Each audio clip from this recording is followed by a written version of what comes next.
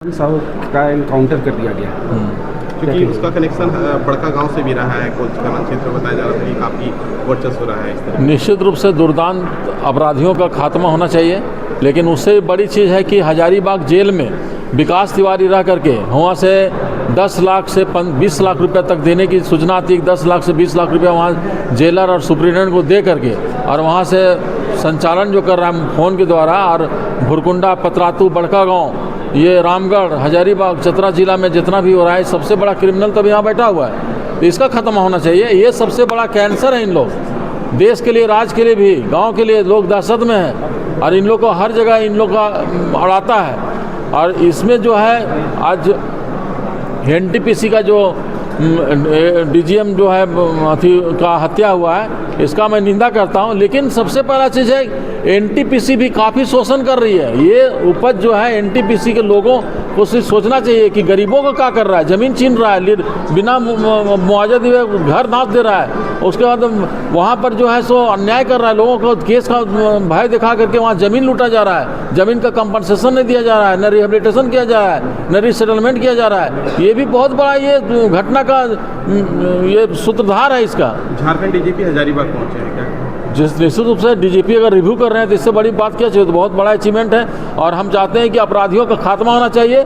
और जो भी लोग अमन साहब तो वहाँ से ला के, लेकिन अमन साहब को जो गैंग जो बाहर खड़े हैं उन लोग का सफाया मेन है। और दूसरा चीज़ है कि यहाँ पर जो विकास तिवारी जो जेल में बैठ करके ऑर्गेनाइजेशन चला रहा है यहाँ पर, तो इसको सफाया होना चाहिए। ये पूरा गैंग का जो जितने गैंग है, क्योंकि अपराधी तो किसी समाज का अंग तो है नहीं। इन लोग तो अपराधी को कोई इसका सामाजिक ताना बाना नहीं है। इसको अपराध करेगा, इसको उसके लिए कुछ समाज से मतलब है, ना कोई पब्लिक से मतलब है। इसको पैसा चाहिए, इंट्रोशन चाहिए।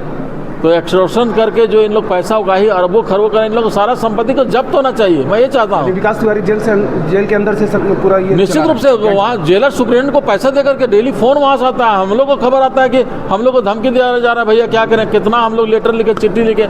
आज उसके साथ जो है भुरकुंडा, पतरातू में वहाँ पर ही गज्जू साहब मिला हुआ है रेलवे साइडिंग से। रेलवे साइडिंग में चारकोल मिला करके, वहाँ कोयला मिला करके लोग सप्लाई कर रहा है। अवैध कारोबार उरी मारी से लेकर के आप देखिए, उरी मारी कोयला सीधा उठता है, सीधे रेलवे साइडिंग में जाता है। ये सब संचालित कर रहा है। इसमें कौन कौन लोग हैं, कोयला माफिया लोग भी इसमें शामिल है। लोग पैसा दे रहे हैं इन लोग को, तो इन लोग को भी सजा मिलना चाहिए। इन लोग को भी जेल के सलाखों के पीछे रहना चाहिए। इन लोगों को संपत्ति सब जब्त करना चाहिए, तभी ये सब समाप्त होगा। एक तो समाप्त करने नहीं होगा।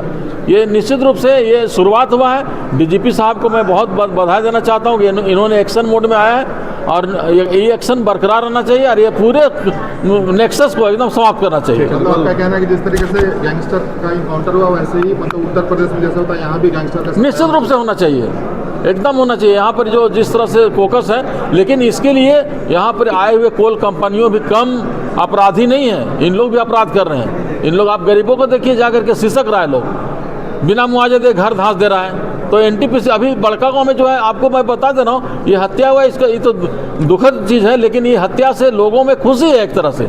आपको मैं बता दे रहा चाहता हूँ, बड़गांव के लोग खुश हैं। बड़गांव के लोग, बहुत सारे लोग रिएक्शन में आप जब पूछिए, उन लोग बोल रहे हैं कि नहीं, एनटीपीसी का जो ये घटना हो रहा है, इन लोग हम लोग सबको दबा रहा है। विस्थापन की तरफ आप इशारा कर रहे हैं। निश्चित रूप से विस्थापन एक बहुत बड़ा मुद्दा है और विस्थापन के मुद्दा पर कोई भी नहीं संज्ञान लेता है। ठीक है सर, थैंक यू।